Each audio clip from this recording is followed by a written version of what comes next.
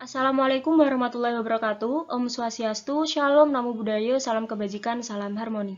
Pada video kali ini saya akan menjelaskan mengenai implementasi pengembangan kurikulum pada mata pelajaran SMA dengan model kurikulum Skillback pada mata kuliah pengembangan kurikulum. Sebelumnya, perkenalkan anggota kelompok kami. Yang pertama ada Cindy Aprilia Yunitawati dengan NIM 201102104. Yang kedua ada Yogi Karisma Logamaharta dengan NIM 20110211009.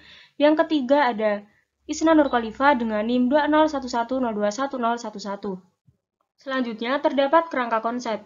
Di dalam kerangka konsep ini akan dijelaskan mengenai model pembelajaran Skillback.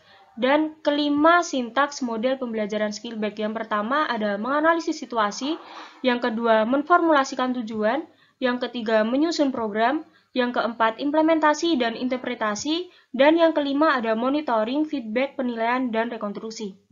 Sebelum berlanjut, alangkah baiknya kita mengetahui apa itu model pengembangan kurikulum Skillback.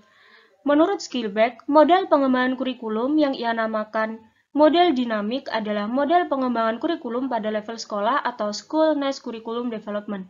Skillback menjelaskan model ini diperuntukkan untuk setiap guru yang ingin mengembangkan kurikulum yang sesuai dengan kebutuhan sekolah, agar proses pengembangan berjalan dengan baik.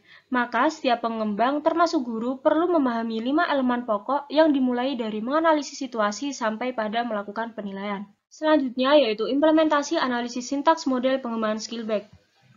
Di sini saya mengambil contoh pada mata pelajaran biologi kelas 11 semester ganjil dengan materi pokok yaitu sel. Nah, analisis sintaks model pengembangan Skillback ini yang pertama ada menganalisis situasi. Untuk menentukan efektivitas sebuah kurikulum yang diimplementasikan bisa dilihat dengan gaya belajar peserta didik tersebut. Acuan yang dirancang sebelum mengembangkan kurikulum baru memperhatikan langkah-langkah pengembangan kurikulum terlebih dahulu, mulai dari analisis kebutuhan, perumusan tujuan, pengorganisasian materi, pengorganisasian pengalaman belajar, dan penggunaan alat evaluasi. Yang kedua ada memformulasikan tujuan. Adapun tujuan yang hendak dicapai oleh peserta didik setelah mengikuti pelajaran tersebut adalah melalui model pembelajaran Discovery Learning, peserta didik mampu menjelaskan komponen kimiawi, penyusun sel, struktur, fungsi, dan proses yang berlangsung dalam sel sebagai unit terkecil kehidupan.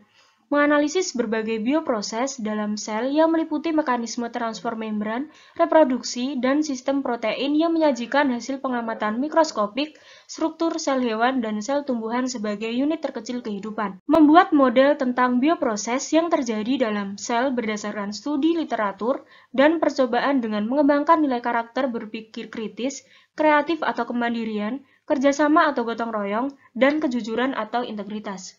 Yang ketiga, menyusun program. Yang pertama, pertemuan pertama dan kedua, yaitu konsep sel dan komponen kimiawi penyusunan sel. Yang kedua, pertemuan ketiga, yaitu struktur dan fungsi organ sel. Yang ketiga, pertemuan keempat, yaitu percobaan pengamatan sel hewan dan sel tumbuhan. Yang keempat, pertemuan kelima, yaitu transfer melalui membran sel. Yang kelima, pertemuan keenam dan ketujuh, yaitu sintesis protein dan reproduksi sel. Yang keempat ada implementasi dan interpretasi.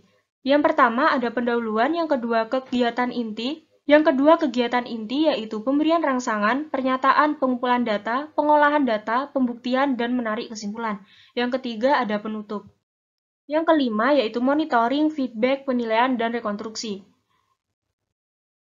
Di dalam penilaian terdapat yang pertama ada teknik penilaian, yaitu penilaian sikap, yaitu observasi atau pengamatan atau jurnal.